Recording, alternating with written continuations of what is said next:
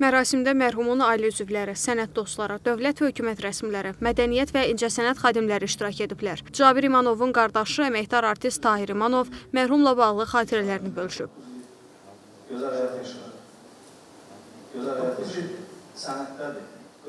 Tahir İmanov qeyd edib ki, qardaşı Qarabağın və xüsusilə Şuşanın azad olunması xəbərini böyük sevinc və qürurla qarşılamışdı. O bildirib ki, Cabirin sənəti, insanlara olan səmimiyyəti və vətənə bağlılığı heç vaxt unudulmayacaq.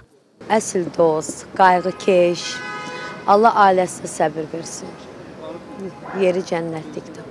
Nə deyim? Doğrudan da bir şey anlayırsan ki, bu həyatda insana qalan elə onun insanlığı olur. Kim olursansa ol. Və Cabir o qədər yaxşı oğlan olub ki, yəni bugün hər kəs səmimi qəlbdən, yəni onun üçün kədərlənib və hər kəs ürəkdən Allah rəhmət. Cabir həqiqətən də layiqli təmsil etmişdi. Xalqını da, millətini də, bayrağını da. Allah ona qəni-qəni rəhmət etsin, ailəsinə səbir versin. Böyük itkidir, ağır itkidir. Bəzi itkilər var ki, heç vaxt unudulmur. Cabir o itkilərdən biridir, unutmayacağıq. Biz uzun illər gözləyirdik ki, nurani bir müdrik ağsaqqal olacaq, daha başqa səbkidə xalqı maarifləndirəcək, xalqı güldürəcək, ağladacaq.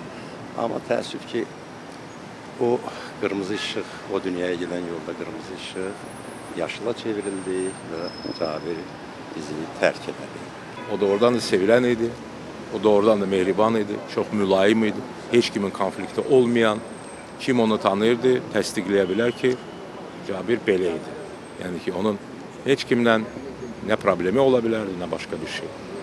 Yəni ki, yenə də demək lazımdır ki, biz çox dirdik. Yəni ki, həm tamaşaçılar, həm dostlar, həm ailə üzvləri, əlbəttə ki, uşaqlar çox sarsıdıcıdır, mən bilmirəm daim. O söz yoxdur da, o sözlərlə biraz onu ifadə eləmək çox çətindir. Həyat davam edir, o unudulmayacaq və inşallah ki, KVN komandası da ayaq üstə durmağı bacarar. Cabir müəllimin tələbələri var, onun yolunu davam etdirəcəklər. Səbir, dözüm, yəni ki, başımız sağ olsun deyirəm. Allah rəhmət eləsin. Qeyd edək ki, əməkdar artist Cabir İmanov Qurd Qapısı qəbirstanlığında dəfn edilib. Atabəy Səyyad, Tərlan İbrahimova, Zaur Həsənov, NTV Xəbər, Bakı.